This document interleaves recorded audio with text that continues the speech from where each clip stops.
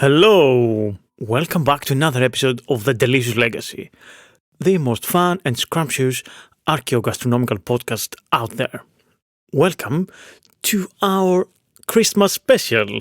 And of course, we're going to see some Christmas traditions and some pre-Christmas traditions all over Europe, Greece, and obviously things that happened before Christianity arrived, and what kind of traditional midwinter celebrations were out there. Of course, we gonna just touch the food element of Christmas and Christmas and pre-Christmas festivals, since there are plenty of other podcasts and historians and experts out there that they've been talking about the history of Christmas and all the traditions behind them. So we're just going to see some tasty morsels of Christmas past and obviously pre-Christmas. So welcome, sit back, relax, and enjoy our adventure in food and time. Before Christmas existed and was celebrated, there was another midwinter festival called Saturnalia, and that was obviously in ancient Rome, an extravaganza of food and drink, an inversion of social roles, an expression of oneself through singing and gambling and revelry. Gaius Valerius Catullus described it as the best of times.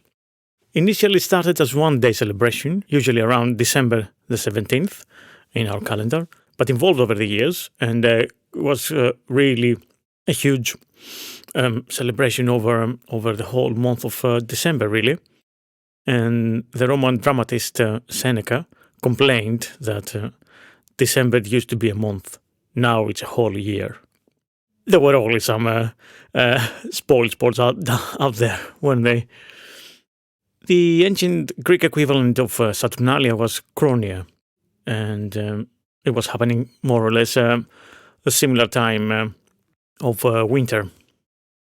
Food and drink was followed with all sorts of revelries. The revelries of Saturnalia were supposed to reflect the condition of a lost mythical age. Not all of them desirable, of course, but nevertheless there and remembered. Saturnalia. So let's explain a little bit. Let's touch briefly what happened in Saturnalia, really, because it was really the big festival of the midwinter in the past. So Saturnalia saw the inversion of social roles. The wealthy were expected to pay the month's rent for those who couldn't afford it. Do you hear this, rich people?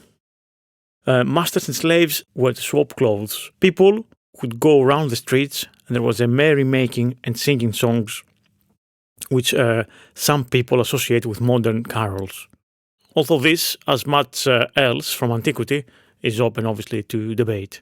You were also not allowed to give lectures at this time of festivals, unless they were witty or funny, which could be seen as the origin of our cracker jokes. The Schedularia on the 19th of December was a day of gift giving. Because gifts of value would mark social status contrary to the spirit of the season, these were often the pottery or wax figurines called Schedularia, made specially for the day, or candles or gag gifts, of which Augustus was particularly fond. Children received toys as gifts. The Saturnalia reflects the contradictory nature of the deity Saturn himself. There are joyful and utopian aspects of careless well-being, side by side with disquieting elements of threat and danger. And, as a deity of agricultural bounty, Saturn embodied prosperity and wealth in general. In the communal table, they had a bunch of dishes from the lengths and the depths of the Roman Empire, and, of course, all this changed and were more elaborate over the centuries. So there will be obviously plenty of wine and copious amount of wine consumed. There will be figs and dried nuts. There will be smoked cheese. There will be panis quadratus, which is the very famous bread from Pompeii. There will be olives and relishes and wild boar and wild boar heads and Roman, let's call them deviled eggs. There was some kind of thing like that. Pork and pork belly, sweetened with inogarum. There was fish like a red mullet in dill sauce, deep fried honey fritters, and there was peaches, cooked peaches in cumin sauce, and all sorts of stuff, part of a Roman feast. It was a widely celebrated public festival, all in all.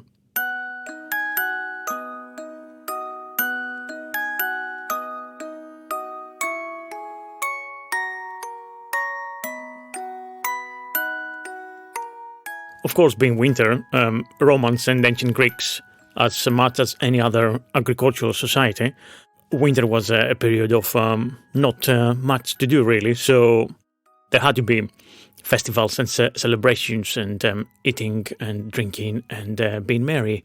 Otherwise, how would you spend the long, dark winter time in Europe, at least? Obviously we have similar stuff throughout the ages. The winter time, you eat the pork that has been growing all last year, all the previous year. So it's time to make the sausages and the blood puddings and the pickled pork and the preserved and salted hams, and obviously cook the fresh parts of the meat and eat it and consume it and chill until better times come. I'm gonna talk a little bit about Christmas in Greece and traditions during the Christmas period in Greece. Obviously, when we talk about Christmas and Christmas celebrations, we need to have in mind that this is not just for a day. They don't last just the day of Christmas, 25th of December, but we're talking about a whole period of festivities. Just like as the ancients had the Saturnalia and the Chronia, and they celebrated for a whole month, more or less similar situation occurs throughout Europe during the winter time. You have lots of different saints to celebrate. You have Christmas, you have obviously the 12 days of Christmas, and you have New Year's and the Epiphany. Sometimes these celebrations go on until early February, really. Whereupon, obviously, at least in Greece, we have the Carnival, which is a period that everybody dresses up, and then you have the Lent for Easter. So it lasts really, really long. And throughout this long-lasting, before this long-lasting celebration time, there's always a Lent in Greek, at least in Greek Orthodox calendar, anyway. So like we did talk about the Easter Lent, that it's the most important one. But even before Christmas, which is a big happy celebration for Christianity, there is a Lent too, there is fasting too. And traditionally, this one lasts for 40 days. My grandmother, she was the daughter of a priest as well, she used to fast this whole period for 40 days. I, on the other hand, never lasted that long. And for those of you who don't know, who are new listeners to the podcast, or they haven't listened to the one about Easter, the Lenten period is generally a period of abstinence from meat, fish, dairy, which includes milk, butter, cheese, and eggs. So whenever I've tried to fast, usually I only managed a week or two. Who can live without cheese for that long? And insert here, cue here. We're so spoiled nowadays. Back in my youth, we never ate this and that, and we lived in stale bread and water, blah, blah, blah, blah, blah. Okay, yeah, sorry, we are spoiled nowadays. And I like cheese. What can I do? I'm not going to apologize for that. Anyway, I digress. Anyway, I always try and do something like a Lent anyway, even for that little while, a week. Not because I'm pious or religious or for diet or health reasons, to be honest, But because I'm just really, really greedy when Christmas comes. I need to be eating non-stop from 24th of December until the 6th of January at least. And for that reason, I need to keep my appetite. So yeah, that's why I might do some Lent before Christmas, guys. Again, I apologize profusely, but that's that. The Greek festive table is a cornucopia of tantalizing dishes. It's a feast. But as I said, it's not merely like this on the 25th of January. This is the norm for the 12 days over the Christmas period. The sight of a porker carcass hung upside down, head and all, never filled me with any dread or disgust. It always meant delicious charcoal roast was on its way the next day. A Christmas feast, an amazing meal for all. Our mothers and sisters would be a bit upset with the face of the animal. It was the main point of content. It felt yucky and gross. It looked too real, too gruesome. But we would never have the animal without its head. The elders used to say, a decapitated animal is very bad luck. Off it went, the whole animal, to the spit, through nose to tail eating. Before all this was a concept, of course. Before all this was a concept of fine dining in London restaurants, of course. We all have certain persistent memories from our festive family gatherings. Sometimes good, sometimes not so good. As we get older, perhaps, we tend to over-romanticize this and the years of our childhood, and we get the warm and fuzzy feeling when we recall them, don't we? Well, even if it was filled with screams and shouts and big family rows, we can't help it. We can't help but feel nostalgic this time of the year around. After all, it's been very hard 2 years now. It's been different with the COVID restrictions in place and the fear for our elders, the fact that we might not be able to visit home again, just like last Christmas. We have that. And basically, we even miss that awkward conversation that we're going to have with a conspiracy theory loving uncle, which basically normally we would dread. But yeah, I think I would look forward to it if I had the chance to go to see the extended family, of course, back in Greece.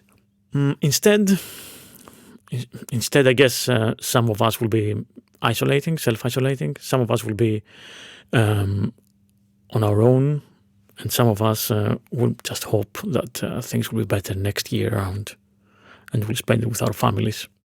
So yeah, what can we do? What can I do? I have these memories of my Christmas, and I have them. I remember them through rose-tinted glasses, unfortunately or fortunately. So yeah, I'm gonna bore you with my childhood Christmas on this episode, people. In my mind, the most indelible picture of Christmas holidays from childhood was the day before 25th, Christmas Eve. During the daytime, of course, in my hometown of Varia, in northern Greece. We were outside in my grandmother's yard with my dad, my uncles, and the army of male cousins preparing the slaughtered animals for the following day's feast. Now, the words Greece and outdoors might mislead you, dear listener, thinking that this was a pleasant activity and fun pastime in the Greek sunshine. I can assure you, at the end of December, in mainland Greece, in the north, the winters are bitter, cold, and sometimes miserable. Well, at least this was the case before the runaway catastrophic climate change we are facing, and which seems to make each winter more unpredictable than the previous. This was men's time, primal and important. It felt like the time we were bonding as a family. My granddad giving instructions, my dad and his brothers, my uncles, and me and all the male cousins listening to him. all doing the important work, and us, the younger generation, the next masters, learning the secrets of barbecue and the techniques for the juiciest, most succulent hog in town, while having fun, of course, over the preparation of the animals. Most importantly, this gave us the place to bond. Cousins, friends of a similar age, those days would shape our mindset, our lust for conviviality, our desire to spend all of our free hours cooking and sharing the bounty of the fire pit with those who we love the most. We also connected with our roots, with our ancestors, with our grandfathers in the mountains, and the rebels who lived wild lives in these unconquered mountaintops of Greece the previous centuries. Well, it's what we thought and pretended it was true at that time anyway. Now, on the preparation pit, we would have 1 or 2 hogs, depending how many family members were planning to be around, hung by their back feet from the roof of a shed on makeshift hooks. Perhaps, in addition, we would have a goat kid or a lamb too, for the sake of keeping everyone's tastes satisfied and for a bit of variety on the menu. First step would be to remove the precious innards, carefully keeping them for the infamous offal kebab's kokoretsi. Then we would proceed by singeing the skin with a very DIY contraption made with cotton wrapped around a hand-held mini skewer. Not so mini, a long metal skewer basically. Doused in alcohol and then set alight to remove any hairs. And lastly, on this first part was the washing of the carcass with a hose.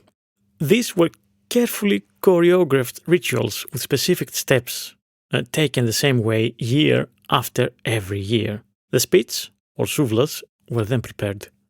Soaped, scrubbed, cleaned with vinegar and hot water. The animal was then put on the spit. From the back, through the inside of the belly, and out through the neck, and carefully again through the head, one could hear the gentle crack of the skull, the minimal hole on the forehead. Gruesome, I agree. Shocking perhaps, but nevertheless another skill we had to acquire. Precision and specific amount of power were needed. Too much and the whole head would break in two. Too little and obviously you wouldn't be able to get the pointy end of the skewer through. Then carefully tied on the spit with wire and prongs, protruding the meat and keeping the back legs together. Next was the seasoning. On our porky friend, we did a generous mixture of salt, pepper, oregano, garlic and lemon slices. And then we sew the belly with a massive needle and thick butcher string. We would let the spit roast in this dry inside-out marinade for about 12 hours to really soak up the flavors. They were kept in a secure place, like in a larder, in a room ambient temperature, horizontally, as when they would have been when on a barbecue. It was winter, after all, and outside, and especially in the night, the temperature could drop really low. It was like a nature's fridge. I don't recall ever anything going wrong basically, or questioning whether we needed to buy a walk-in fridge to store the meat to keep it safe.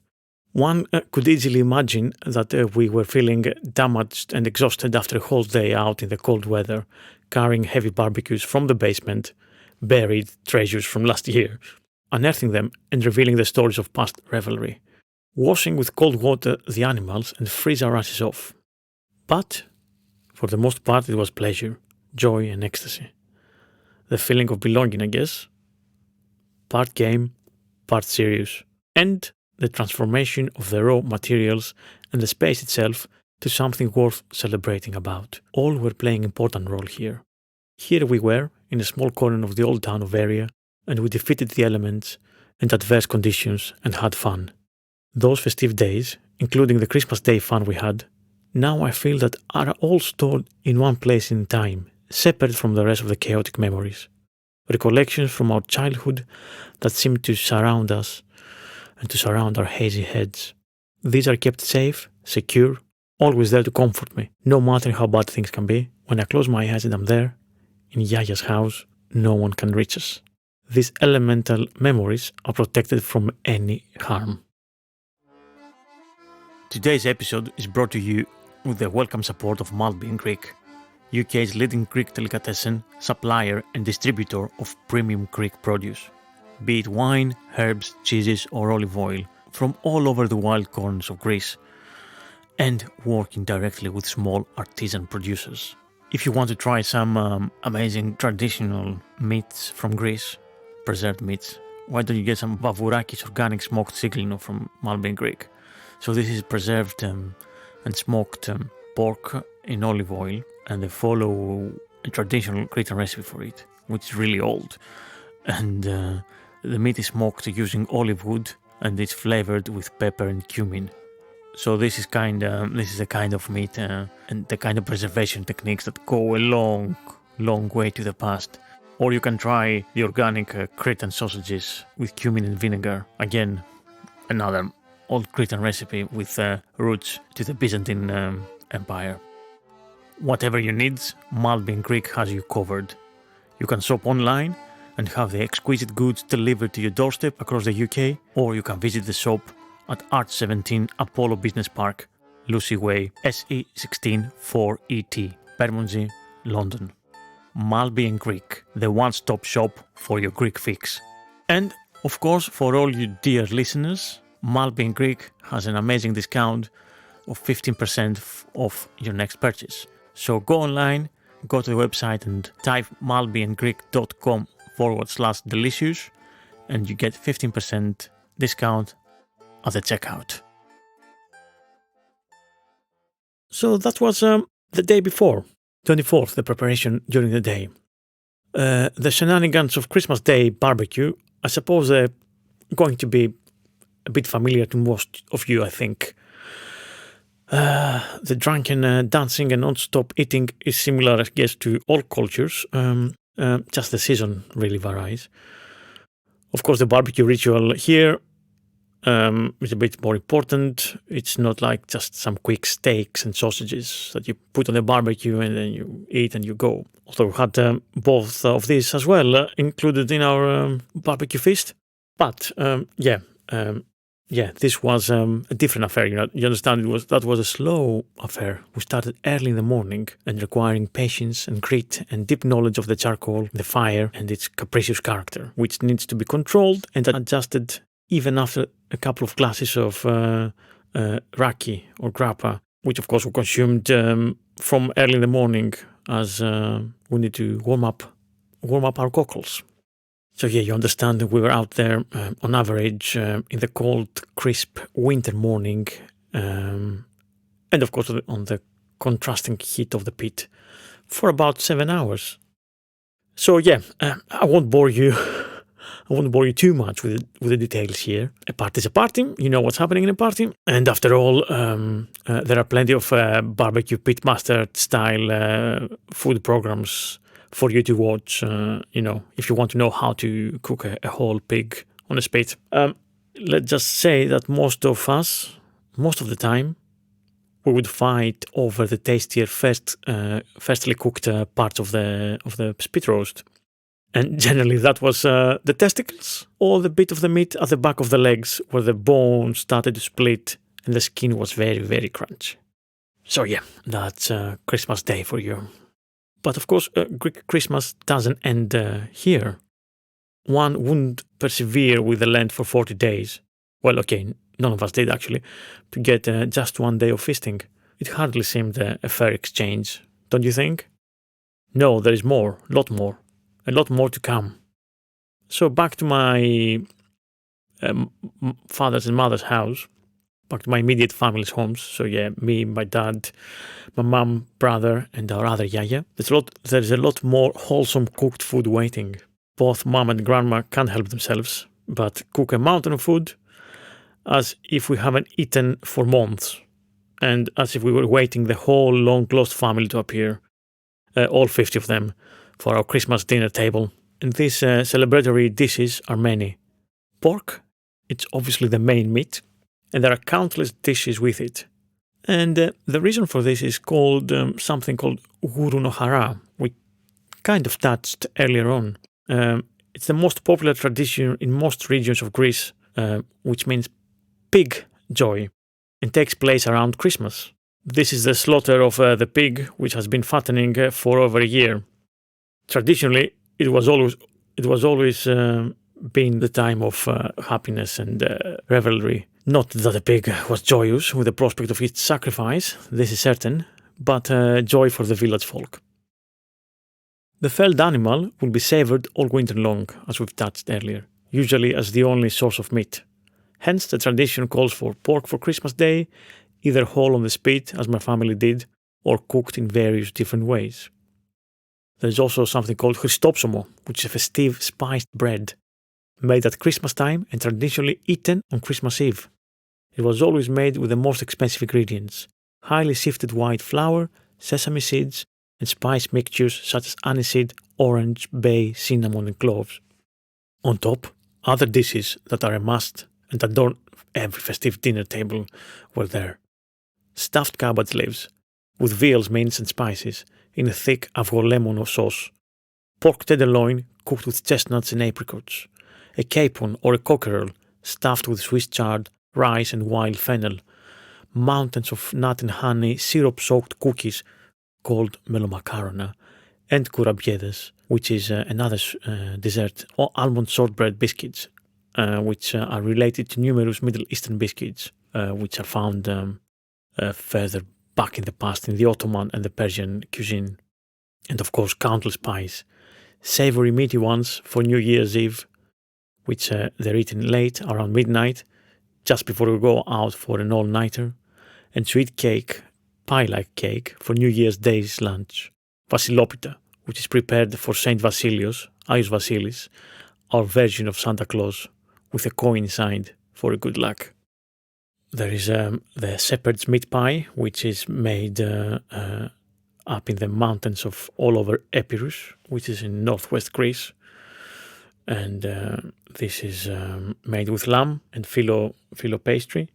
In places like Thessalia, which is central Greece, this is made with pork or rabbit. Up in where I'm from, we use beef and leek.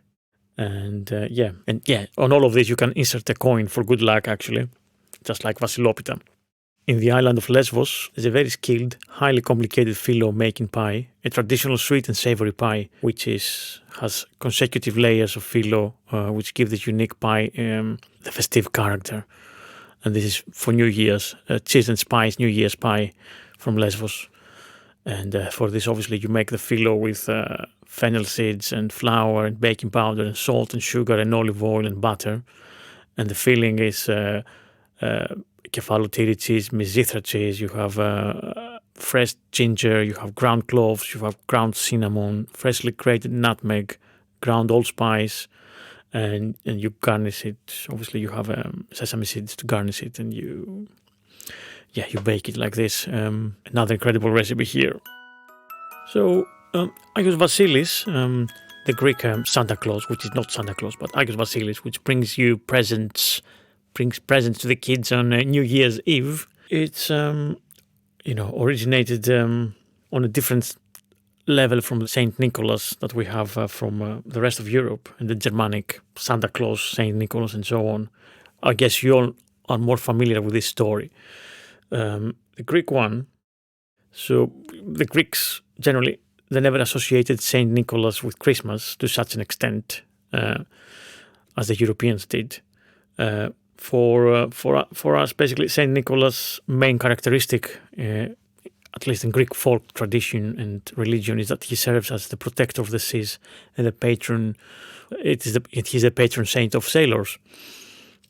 He was serving as a bishop of Myra, a city in Turkey, nowadays Turkey, and he was known as a participant in the Seminal Council of Nicaea in the year 325 AD, which saw the adoption of the Nicene Creed in our religion. It's the basis of the belief system of Christians. So basically, he's known for a much more generous act. A poor family in Myra, with many daughters, was known to have fallen on hard times, and the situation which was so dire, in fact, that the father was considering selling one of his daughters into slavery and prostitution so the family could survive.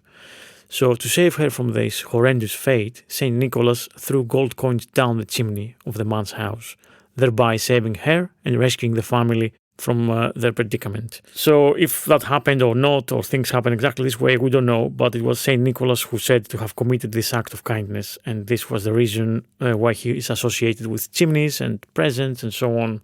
So one version of the story even says that the gold coins landed in the girl's stocking, which she hung up on the mantle to dry. Anyway, that's that story. But with the Greeks, the Christian Greeks, and Saint Vasilius, the story is a little bit different. Anyway, Saint Nicholas, his remains were in the basilica in the church of the town, and was in a sarcophagus in the church.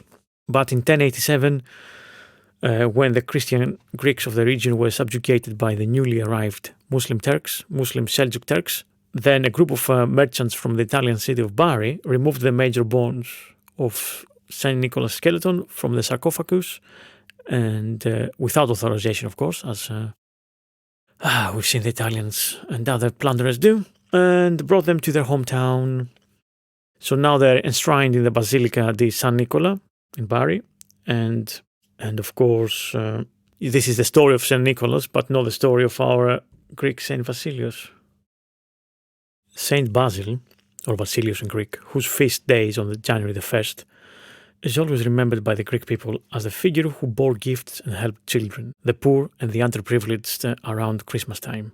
Saint Basil of Caesarea lived from 329 AD, or C, as it's better to say, to January the 1st, 379 CE, and was a near contemporary of the Saint Nicholas, who died around the year 343. Basil served the church as the bishop of Caesarea in Cappadocia, in Asia Minor. He was an influential theologian who supported the Nicene Creed, as we just seen earlier.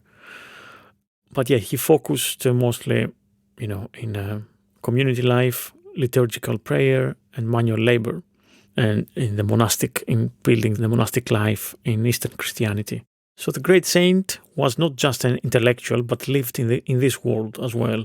And he became known early on for his care for the poor and underprivileged, and for his extremely generous nature. And the legend has it that tax collectors once overtaxed the people to the extent that they were forced to hand over all the jewelry to the authorities. And Basil declared that this was unjust and forced the tax collectors to give him the jewelry so that he could return it to the people.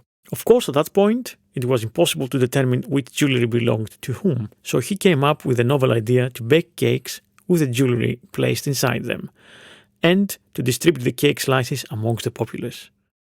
Each person received a piece of the cake with jewelry baked inside, and the riches were thereby distributed back to the people and on equal fashion. So this incident has never been forgotten in the Greek, among the Greek people's psyche, who forever associate Basil with the tradition of gift giving. So yeah, the modern tradition in Greece is not to give gifts on Christmas Day, but on New Year's Day. And of course, yeah, with the feast on January the 1st, there's another perfect time to feast and eat and be merry and jolly. And on Epiphany, which is on the 6th of January, if I'm not mistaken, now, on Epiphany, which is another big celebration in Europe in general, and in Greece too.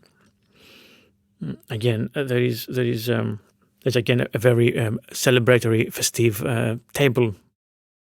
Usually, again, the food on the table is pork, and the last day of the 3-day celebration of Epiphany, which is the day of Saint John the Baptist. Plenty of festive foods are eaten again too, with many pork dishes and many desserts served on the family table. A lot of people also eat fish on the day of Saint John the Baptist.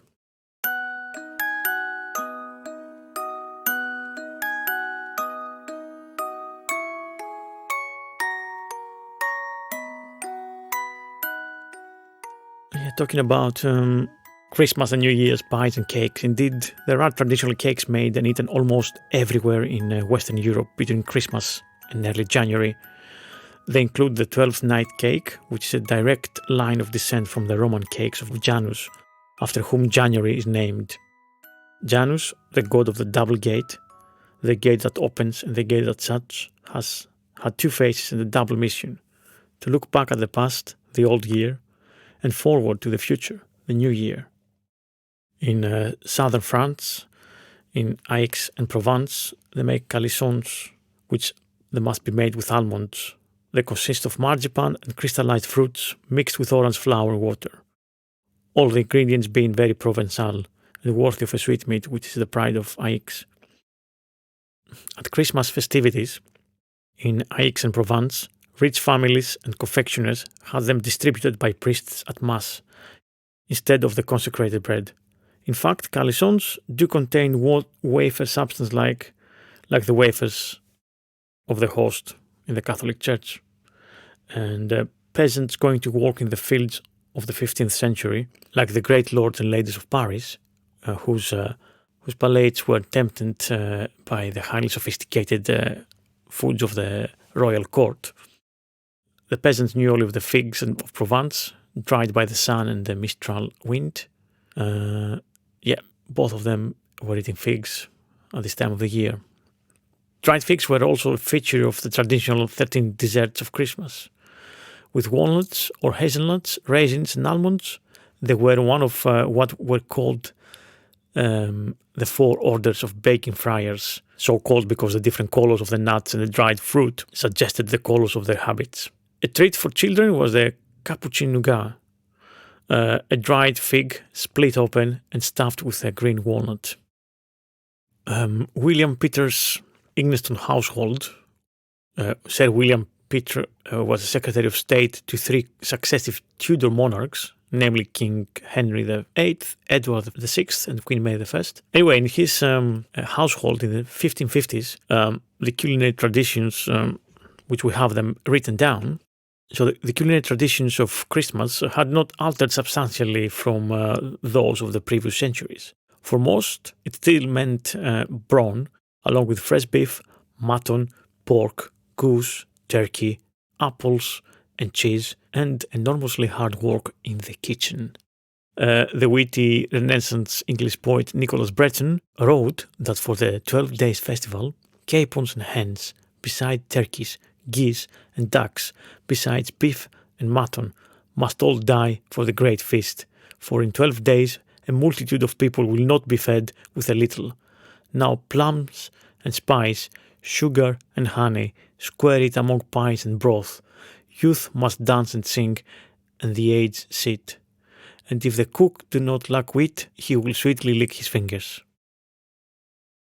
Shred pies filled with meat, dried fruits, sugar and spices were piled up beside good drink and a blazing fire.